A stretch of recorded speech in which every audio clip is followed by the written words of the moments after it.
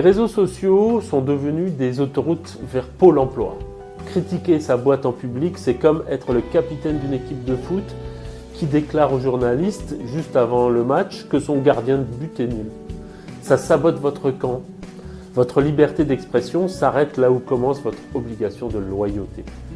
Le piège classique, c'est de se croire à l'abri dans un groupe privé sur Facebook. Allez, spoiler, un groupe privé n'a rien de véritablement privé et une capture d'écran est l'arme la plus rapide du monde.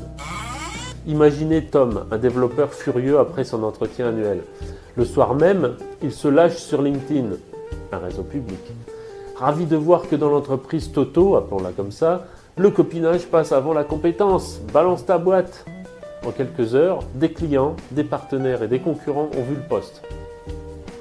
C'est une catastrophe. Pour la réputation de l'entreprise, évidemment, mais aussi pour celle de Tom.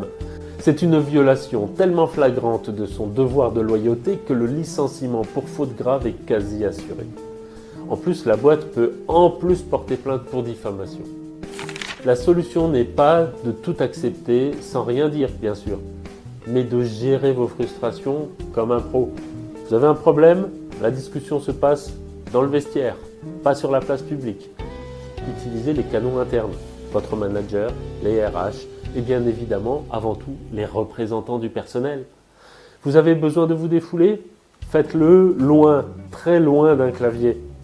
La règle d'or avant de poster: serais-je à l'aise si mon PDG projetait ça sur grand écran? Si la réponse est non, ne publiez pas.